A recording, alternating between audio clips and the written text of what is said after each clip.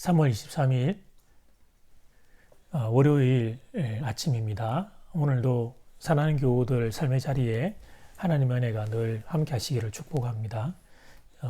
저희 성도님들을 통해 새벽 영상을 이렇게 또 소개받아 새벽에 만나고 있는 다른 성도님들이 또 계신다는 말씀 들었는데 그분들도 환영합니다. 오늘 말씀은 요한복음 8장 31절에서 47절까지 말씀입니다.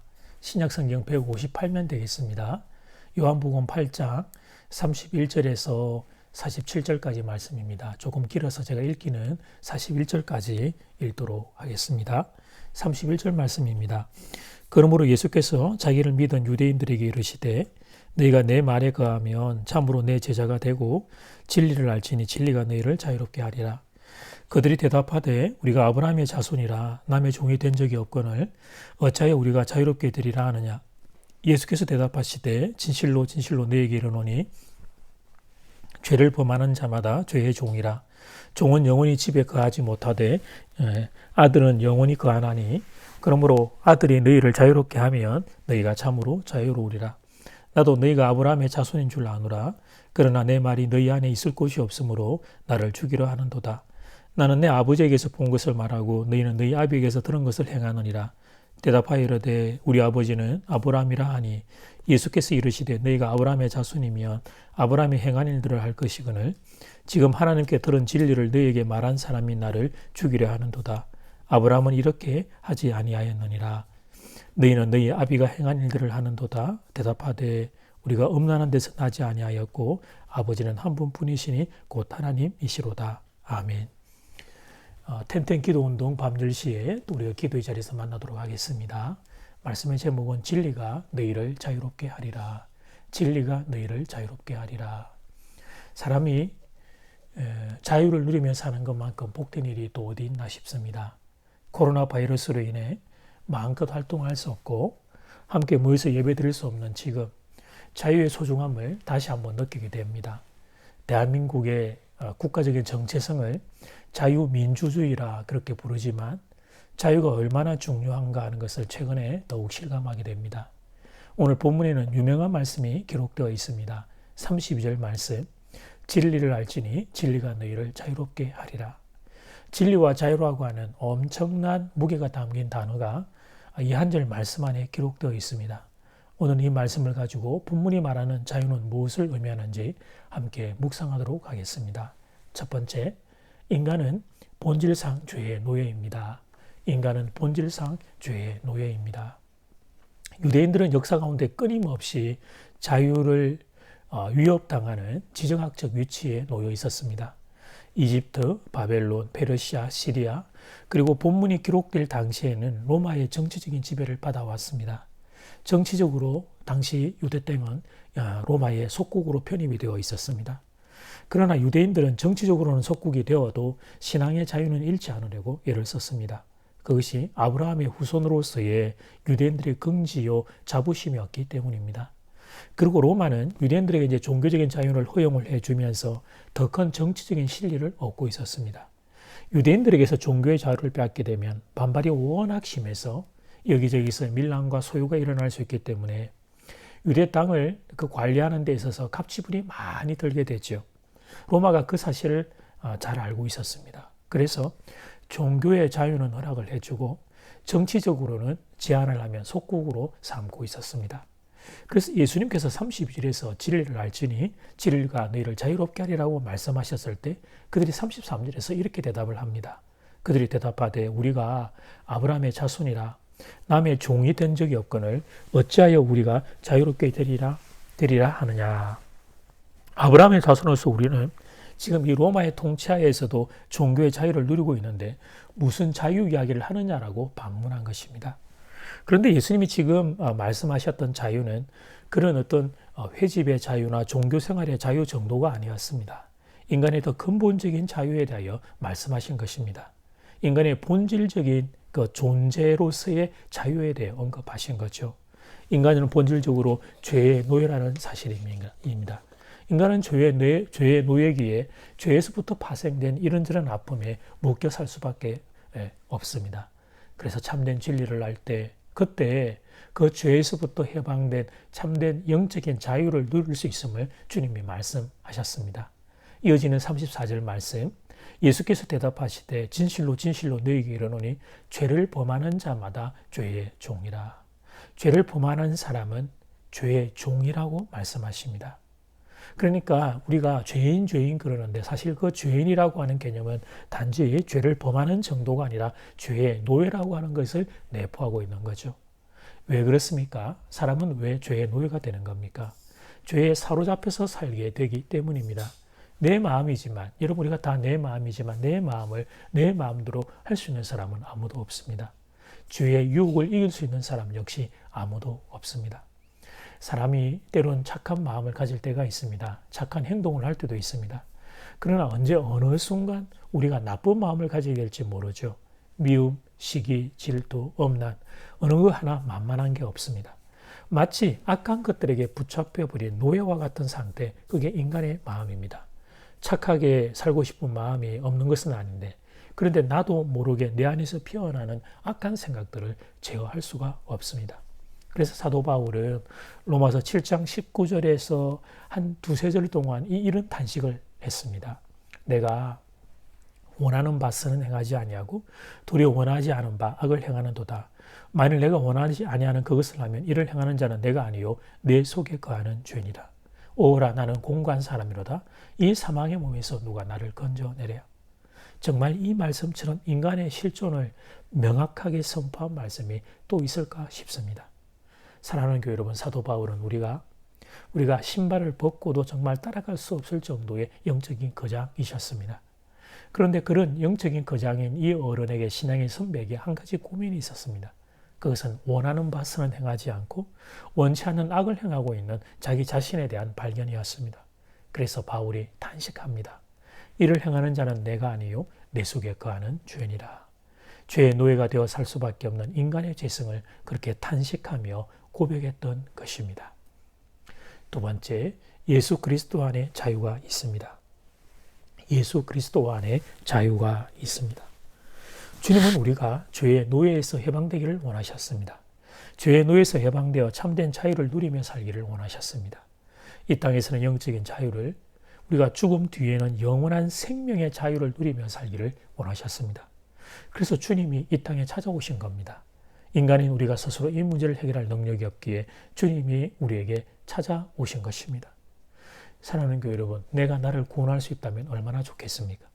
그러나 인간은 어떤 노력, 어떤 애씀으로도 죄의 저주에서 벗어날 수가 없습니다. 도라미타불 그런 농담이 있습니다만 정말 그렇습니다. 도덕적인 노력으로 뭔가 좀 되는 것 같아가도 한순간에 무너지는 게 인간인 우리의 실존입니다. 그래서 예수님이 우리를 대신해 죄의 문제를 해결해 주십니다. 십자가에서 죄에 대하여 죽고 부활로 다시 살아나십니다. 그리고 이 사실을 믿음으로 붙잡는 이들에게는 예수님의 승리가 우리의 것이 될 수 있도록 은혜를 베풀어 주십니다. 예수님의 승리가 우리의 것이 되고 예수님의 부활이 우리의 것이 되고 예수님의 자유가 우리의 것이 됩니다. 그래서 예수님의 하나님이 아들이신데 글쎄 우리에게도 하나님과 아들과 딸이 될 수 있는 권세를 허락해 주시는 거예요. 그 유명한 말씀 요한복음 1장 12절 말씀, 영접하는 자, 곧 그 이름을 믿는 자들에게는 하나님의 자녀가 되는 권세를 주셨으니, 왜 하나님이 자녀됨의 권세를 말하는가 하면 죄가 더 이상 우리에게 영향력을 발휘할 수 없기 때문입니다. 우리는 하나님의 아들과 딸이라는 권세를 가진 자들이 된 것입니다. 오늘 본문에도 동일한 말씀이 있죠. 36절 말씀, 그러므로 아들이 너희를 자유롭게 하면 너희가 참으로 자유로우리라. 아들이신 예수님을 통하여 인생인 우리에게 자유가 주어진다는 것입니다. 더 이상 죄가 영향력을 발휘할 수 없고 더 이상 죽음이 힘을 쓸 수 없는 참된 자유, 참된 영생을 소유한 자가 될 수 있다는 것입니다. 그러므로 32절에서 진리를 알지니 진리가 너희를 자유롭게 하려는 말씀에서 진리는 예수 그리스도를 의미합니다. 예수 그리스도인 진리를 알면 그 예수님, 진리이신 예수님을 통하여 우리가 자유를 얻게 된다는 거예요. 죄의 노예에서 해방되어 영적인 자유자로 살 수 있게 된다는 것입니다. 이것이 오늘 본문이 선언하는 자유의 개념입니다. 그런데 안타까운 것은 성도가 이 땅을 사는 동안 예수로 말미암아 우리가 얻게 된 이 자유의 축복이 얼마나 큰 것인지를 명확히 알지 못한다는 사실이에요. 우리가 죽음의 순간을 통과할 때 그때 죽음이 우리에게 힘을 발휘할 수 없고 우리는 하나님의 아들과 딸의 권세로 천국의 영원한 집으로 들어가게 될 것입니다. 죄와 죽음이 우리에게 아무런 힘도 발휘할 수 없음을 죽음의 순간 성도는 모두 다 선명하게 체험하게 될 것입니다. 그런데 이 땅을 사는 동안은 한계가 발생합니다.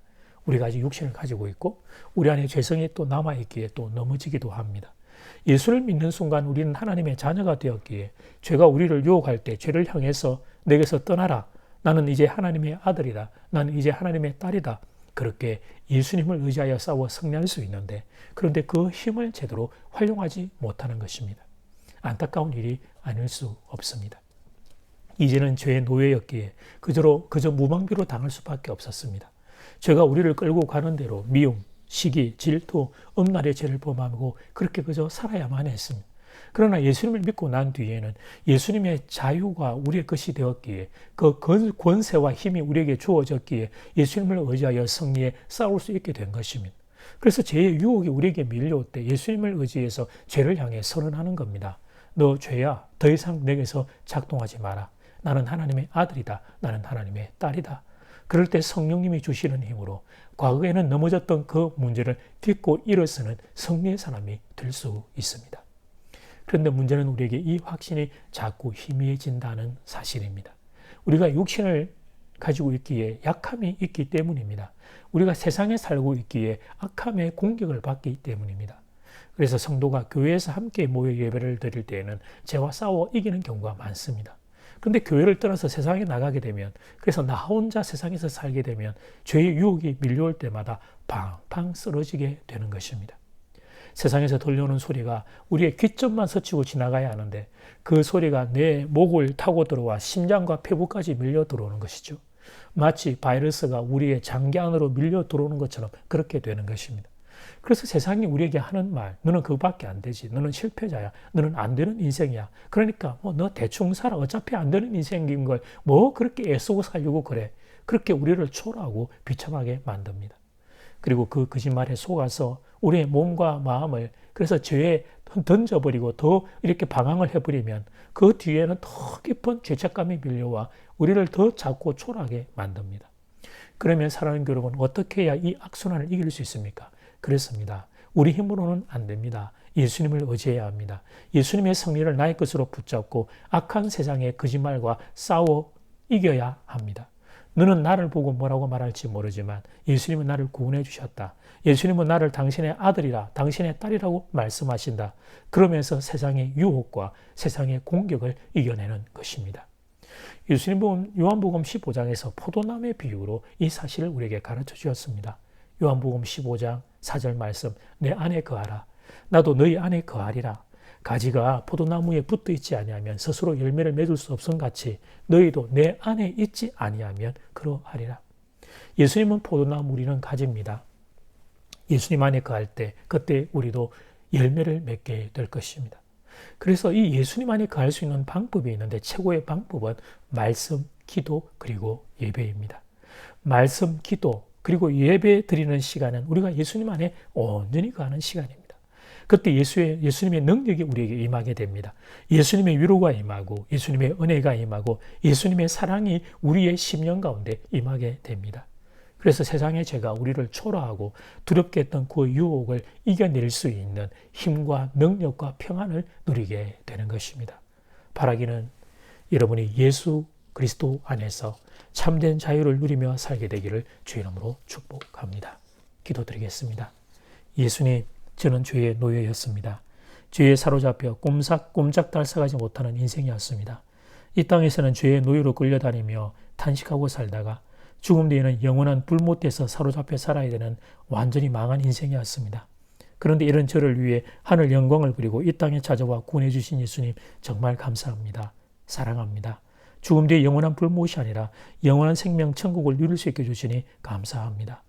그리고 이 땅에서는 예수님 안에 거하기만 하면 예수님이 승리하셨던 우리도 승리할 수 있도록 자녀의 권세 주심을 감사합니다. 그래서 예수님께 더 가까이 나가겠습니다.